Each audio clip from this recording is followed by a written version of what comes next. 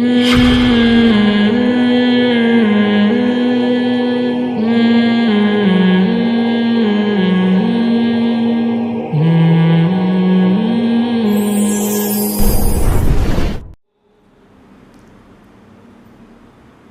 نے قرآن میں کیا فرمایا؟ دیکھو ایک بڑی زبردست آیت ہے قرآن کی جس سے یہ بات اور اچھی طرح سمجھ میں آئے گی.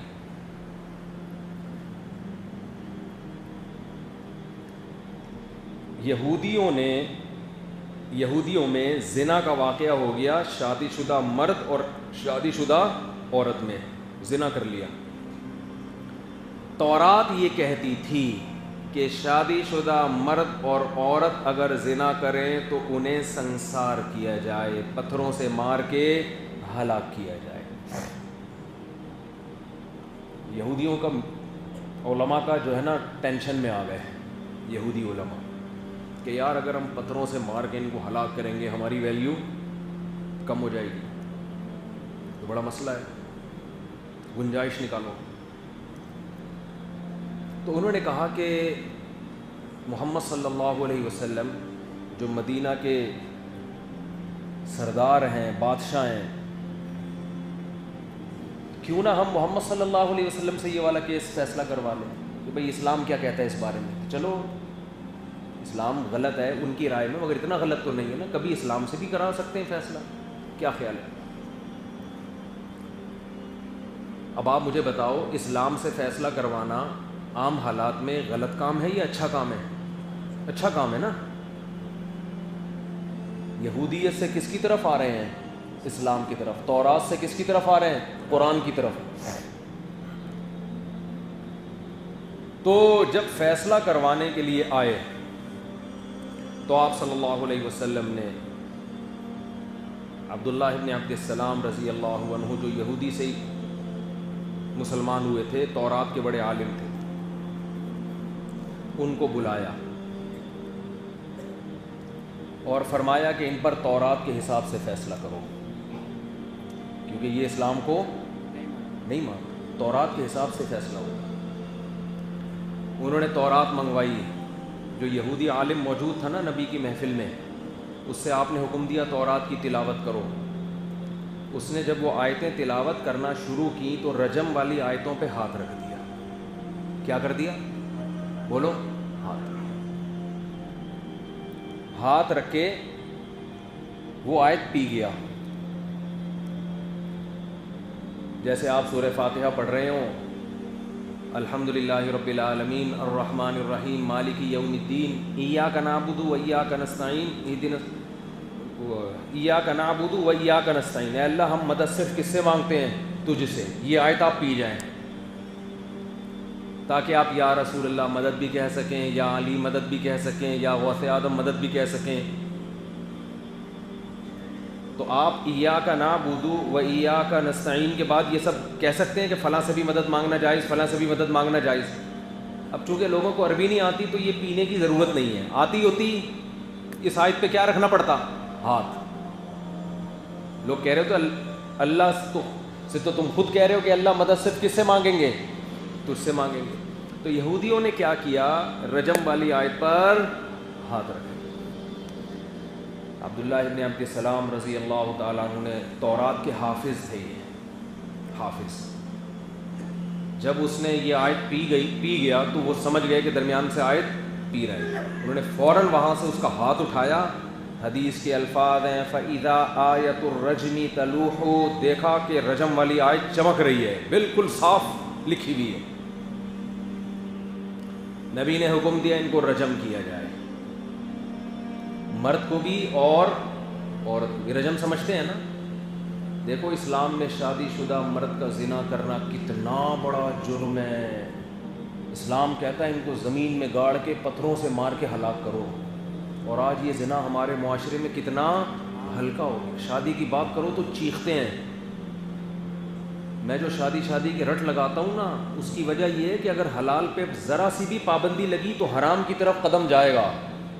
اسلام اگر حرام پہ اتنی سخت سزا دیتا ہے تو حلال کے دروازے بھی چوپٹ کھولتا ہے. پھر وہ آپ حلال کے دروازے بند کر دیں اور حرام پہ وعیدیں سنائیں. تو یہ تو لوگوں کو ایک مذہب مشکل بنا کے پیش کر دیا نا آپ نے.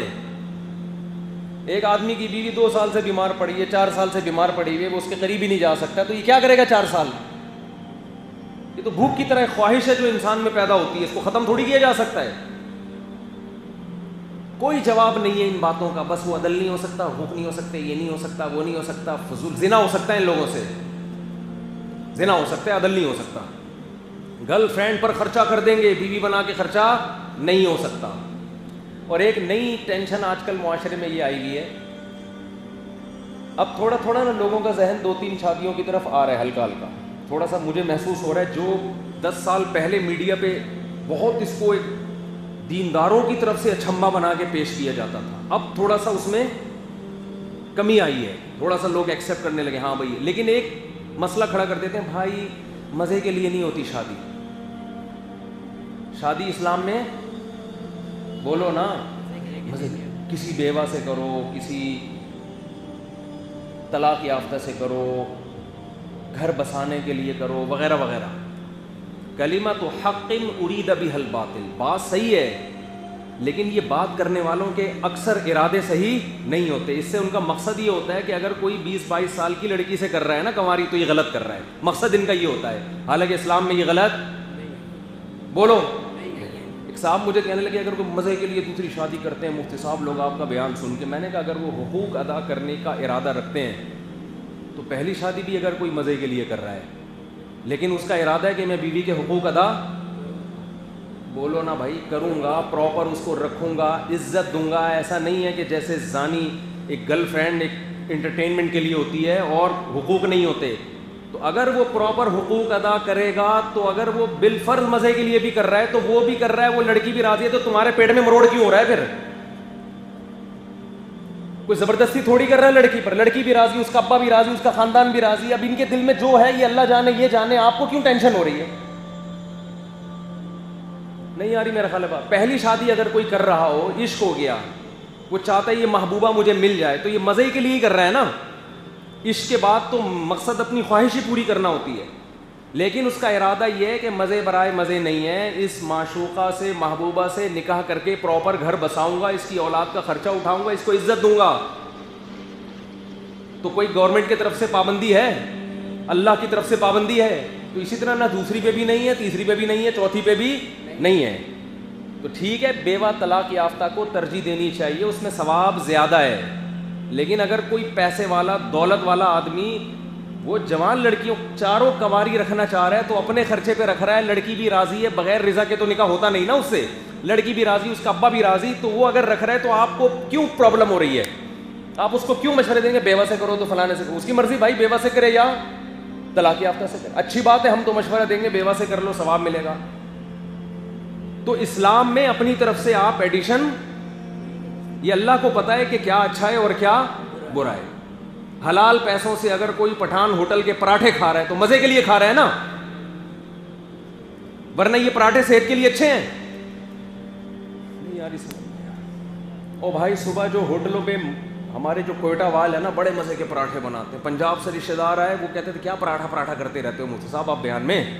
میں ان کو جامعہ لے گیا, راستے میں ہوٹل میں نے پراٹھا کھلایا, کہہ رہے یار ایسا پراٹھا میں نے آج تک زندگی میں نہیں کھایا. لاہور سے آئے ہوئے تھے, میں نے کہا لاہور میں بھائی, لاہور ہے مگر کراچی ہے. ایک تو وہ موسم دیکھ کے بڑا خوش ہوئی, یار گرمی نہیں ہے, ابھی 2-4 دن سے گرمی پڑی ہے, وہ بھی ختم ہو جائے گی 1-2 دن میں انشاءاللہ. وہ کیونکہ گرمی جاتے جاتے ایک دفعہ ٹاٹا کرتے ہوئے جاتی ہے نا. گرمی ہے یہاں پہ, سردی بھی قابل برداشت ہے. بھنگی خانہ تو ہمارے حکمرانوں نے بنایا ہے نا. کراچی تو کراچی ہے بھائی, بھنگی خانہ ہو کے بھی ہم چھوڑنے کے لیے تیار نہیں ہیں. وہ بھی ایک باہر سے ایک صاحب آئے, ان کو بھنگی خانہ کا مطلب نہیں پتا, تو وہ کہہ رہے ہیں پتہ نہیں لنگی خانہ ہے کراچی یا ڈھنگی خانہ ہے. میں نے آپ کے بیان میں سنا ہے جھنگی خانہ, یہ کیا ہوتا ہے؟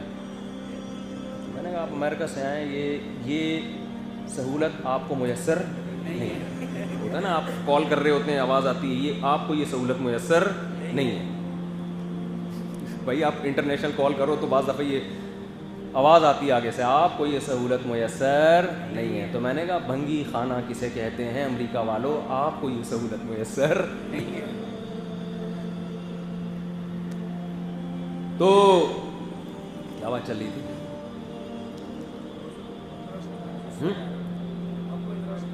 हाँ, तो एतराज़ क्यों है आपको? एक के आगे चलता हूँ। एक साहब मुझे कहने लगे ये बेवाओं से शादी करनी चाहिए, क्योंकि अगर कंवारियों से करेंगे तो बेवा कहाँ जाएगी बेचारी। मैंने कहा ये दलील तो उल्टा कर लो तो भी बनती है, सब बेवाओं से करेंगे तो कंवारियाँ कहाँ जाएंगी? ठीक है, निकाह करने वाले मर्द मार्केट में शार्ट हैं, जिससे भी करेंगे दूसरे का नुकसान होगा, समझते हो? आप बेवा से करो तो कंवारी के लिए मसले खड़े हो जाएंगे, तो आप करो बस।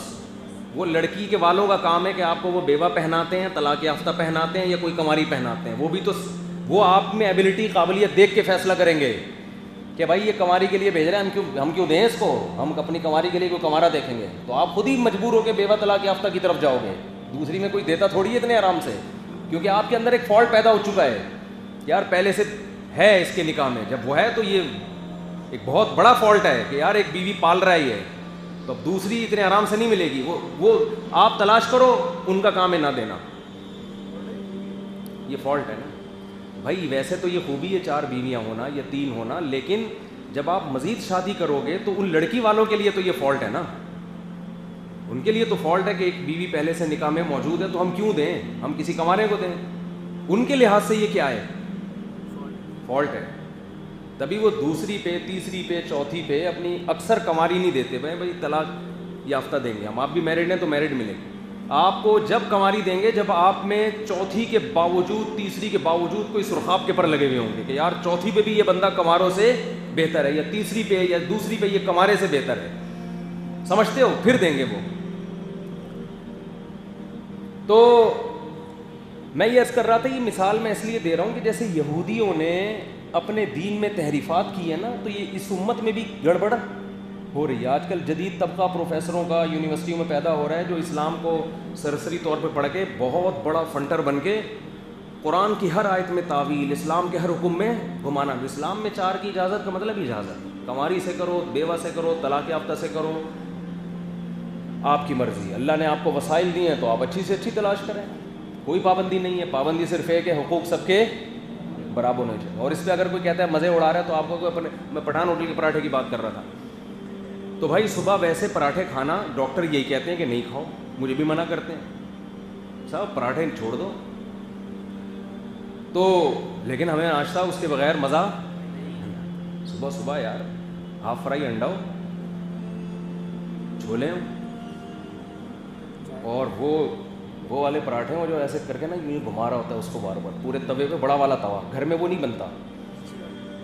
मुझे एक दोस्त मेरे कहते थे कि यार मुसाहब आपके इतने घर हैं, आपको घर में नाश्ता नहीं मिलता? तो उनको मैं समझा रहा था, बात समझ में नहीं आ रही थी। वो मेरे साथ जामिया जाना शुरू हुए, रास्ते में उनको मैंने वो खिलाना शुरू कर दिया। उसके बाद वो भी घर में नाश्ता मिल रहा है मगर कर नहीं रहे। मैंने कहा ये मेरे सवाल का अमली जवाब है। कह रहे हैं यार मेरी वालदा, वो तो बेचारा अनमेरिड है, कह रही मेरी वालदा कह रही घर में नाश्ता क्यों छोड़ दिया, कह रहे वो मज़ा ही नहीं आ रहा जो बाहर। तो अब मुझे एक बात बताओ, ये पराठा तो सेहत के लिए नुकसानदेह है भाई, फिर भी इंसान खा रहा है, अपने खर्चे पे खा रहा है, हलाल है। आप कह सकते हो जो चीज़ सेहत के लिए नुकसानदेह है वो तो हराम होगी ना।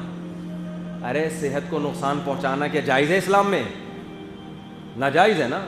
तो बात यह है कि सेहत को नुकसान ऐसे नहीं होता कि खाया और एकदम कुछ नुकसान हो गया, तो उसका फिर तलाफ़ी भी हो सकती है। एक्सरसाइज करता है आदमी, पराठे निकालता है फिर जिम जाके, ठीक है ना, दौड़ लगाता है, एक्टिविटी है वो, तो फिर वो नुकसान उसका क्या हो जाता है, वो ख़त्म हो जाता है, ये कम हो जाता है बहुत।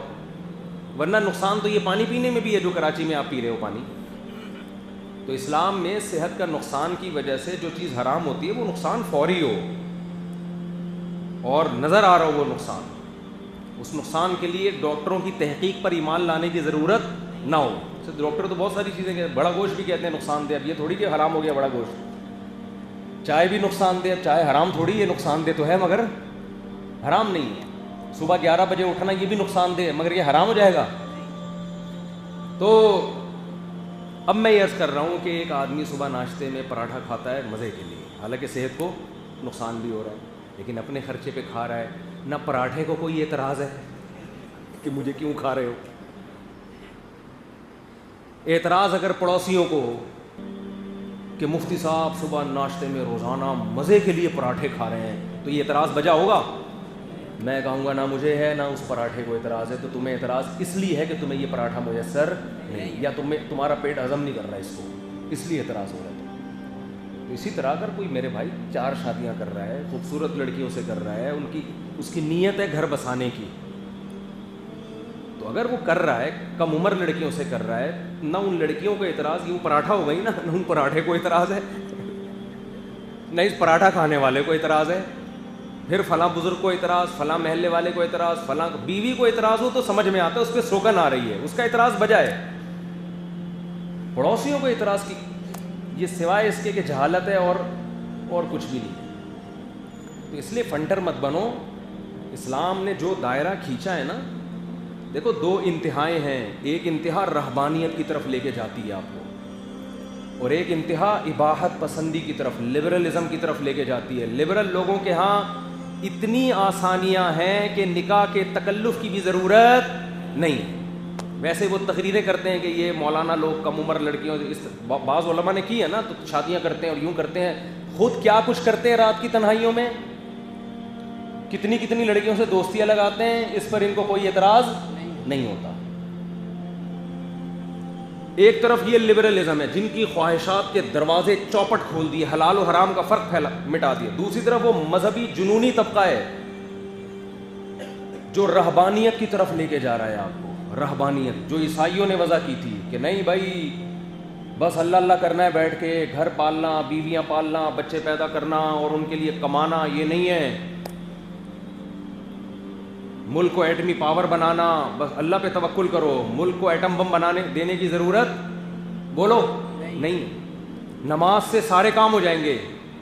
اگر نماز سے آپ کی ساری حفاظتیں ہوتی تو قرآن صحابہ کو یہ حکم دیتا سورہ النساء میں کہ نماز میں بھی اسلحہ نہ اتارو، اسلحہ پہن کے نماز پڑھو۔